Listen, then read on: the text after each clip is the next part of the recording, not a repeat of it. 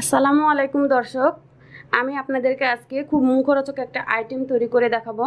এটা হলো গরুর ভুঁড়ি ভুনা এবং ভাজি।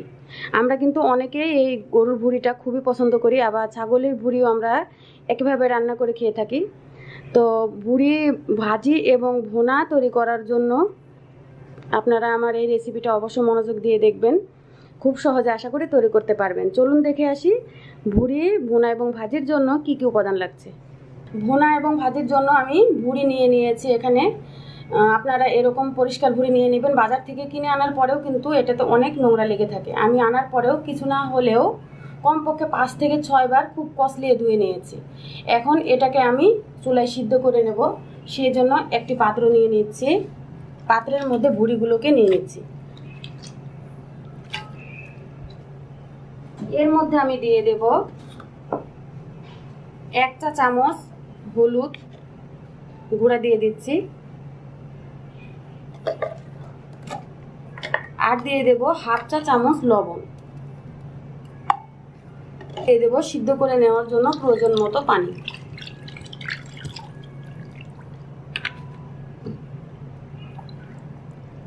এবার একটু মিশিয়ে নিতে হবে।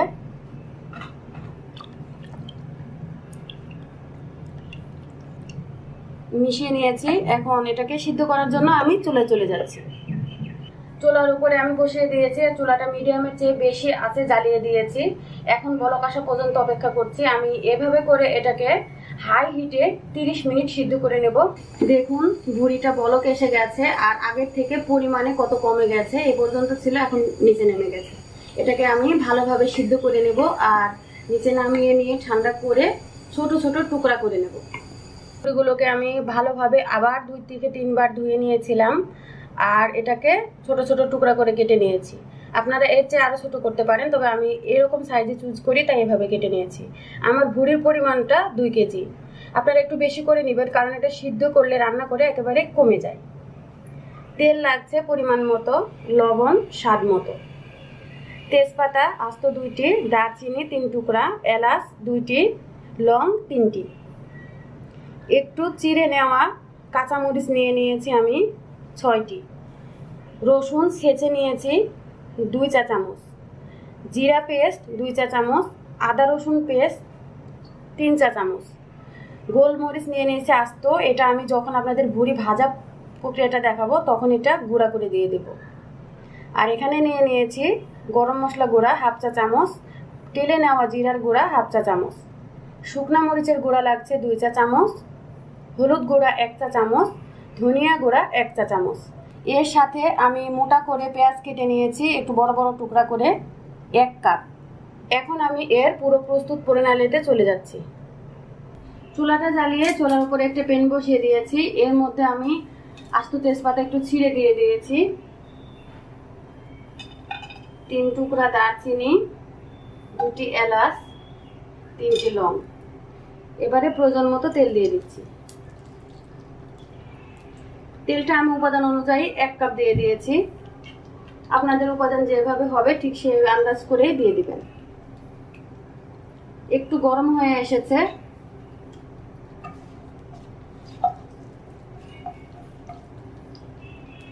এর মধ্যে পেঁয়াজগুলো ছেড়ে দিচ্ছি।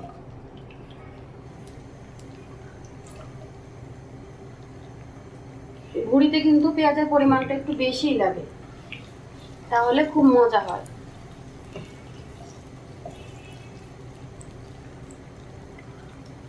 আমি যে রসুন ছেঁচে নিয়েছিলাম সেগুলো এখানে দিয়ে দিচ্ছি। এবারে 1 মিনিট এটাকে ভেজে নেব। ফুটে উঠেছে, কিছুক্ষণ আমি ভেজে নেওয়ার পরে এর মধ্যে এখন পানি অ্যাড করে দিচ্ছি। এটা মশলাটাকে কষানোর জন্য পানি দিয়ে দিচ্ছি। অল্প কিছু পানি দিলেই হবে। দিয়ে দেব স্বাদ মতো লবণ। এখন আমি দিয়েছি একটু কম পরিমাণে, পরে আমি ওটা স্বাদ মতো অ্যাড করে দেব। দিয়ে দিচ্ছি আদা রসুন পেস্ট, জিরা পেস্ট, ধনিয়া গুঁড়া, হলুদের গুঁড়া, শুকনা মরিচের গুঁড়া, গরম মশলা গুঁড়া যে নিয়েছিলাম সেখানে থেকে আমি অল্প পরিমাণে এর মধ্যে দিয়ে দিচ্ছি, আর রেখে দেবো ওটুকু আপনাদের ভুড়ি ভাজা যখন করব তখনকার জন্য। এবারে মশলাটাকে আমি ঢেকে দেব আর কষিয়ে নেব 5 মিনিট। আমার কষিয়ে নেওয়া হয়ে গেছে। কষিয়ে নেওয়ার ক্ষেত্রে আমরা যখন উপরে তেল ভেসে আসে তখন বুঝে নিই যে এটা কষানো শেষ। আমারটা তেল উপরে এসেছে, এখন আমি ভুড়িগুলোকে এর মধ্যে ছেড়ে দিচ্ছি।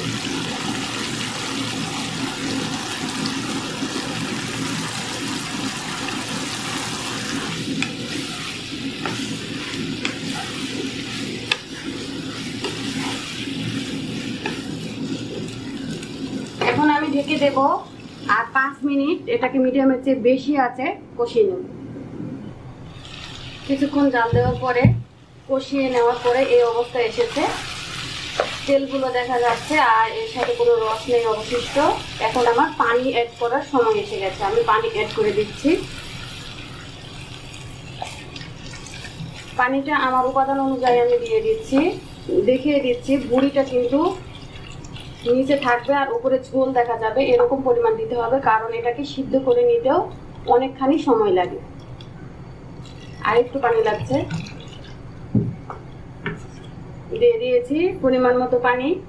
এখন আমি দিয়ে দেব আস্ত একটু চিড়ে নেওয়া কাঁচামরিচগুলো আর ঢেকে দিয়ে এটাকে রান্না করে নেব 1 ঘন্টা। মাঝখানে আমি নেড়ে চেড়ে দেব আর শেষের দিকে লবণটা আমি স্বাদ মতো অ্যাড করে নেব।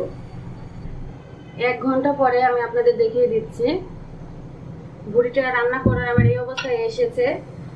ঝোলটা দেখতে পাচ্ছেন গাঢ় হয়ে গেছে। আমি বলেছি আপনাদের ভুড়ি ভুনা এবং ভাজা দুটি প্রক্রিয়া দেখিয়ে দেব। তো ভুনা যদি আপনারা খেতে চান তো রান্না এই পর্যন্তই শেষ। আমার ভুড়িগুলো এখন খেয়ে নেওয়ার জন্য প্রস্তুত হয়ে গেছে, পুরোপুরি সিদ্ধ হয়ে গেছে, ঝোলটা একেবারে গাঢ় হয়ে গেছে। এই দেখুন, ভুড়ি ভুনা প্রক্রিয়াটি এই পর্যন্তই শেষ। আর আমাদের ফ্যামিলি মেম্বারের মধ্যে অনেকে ভুনাটা পছন্দ করে আর অনেকে ভাজাটা পছন্দ করে। এর মধ্যে থেকে আমি অর্ধেক ভুড়ি রেখে দেবো ভুনা খাওয়ার জন্য আর অর্ধেক আপনাদের ভেজে দেখিয়ে দেবো কিভাবে এটা খুবই টেস্টি করে মসমসে এবং কালারফুল করে ভেজে নিতে পারবেন। আমি চুলার উপরে একটি পাত্র বসিয়ে দিয়েছি ফ্রাই করে নেওয়ার জন্য ভুড়িগুলোকে। এখন আগে যে ভুনা করেছিলাম সেখান থেকে আমি ভুড়ি তুলে নিয়ে এর মধ্যে দিয়ে দিয়েছি। আলাদা কোনো তেল বা পেঁয়াজ নেব না আমি। এটাকে এখন হাই হিটে দিয়ে দেব আর অপেক্ষা করব ঝোলটা শুকিয়ে যাবে আর ভাজা ভাজা হবে। আমার অনবরত নাড়তে থাকতে হবে। এখন এর মধ্যে আমি দিয়ে দেব গোলমরিচের গুঁড়া, তেলে নেওয়া জিরা গুঁড়া, 1 চিমটি গরম মশলা গুঁড়া,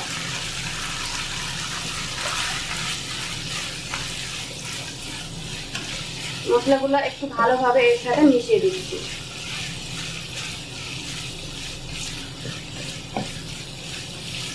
মিশিয়ে নেওয়া হয়ে গেছে। এখন আমি ভেজে নেওয়ার জন্য কিছু সময় নিচ্ছি। ভাজা ভাজা হলে আমি আপনাদেরকে আবার দেখিয়ে দেবো। আপনারা লক্ষ্য করলে দেখতে পাবেন ভুড়িগুলোর কালার চেঞ্জ হয়ে গেছে, খয়েরি খয়েরি কালার দেখা যাচ্ছে, কিন্তু ভাজাটা একটু কালো কালো কালার হয়, কালা ভুনার মতো। তো আপনাদের কাঙ্ক্ষিত কালার না আসা পর্যন্ত আপনারা চুলার উপরে এটা ভাজতে থাকবেন, তাহলে দেখবেন খুব ভালোভাবে ভুড়ি ভাজা হয়ে গেছে।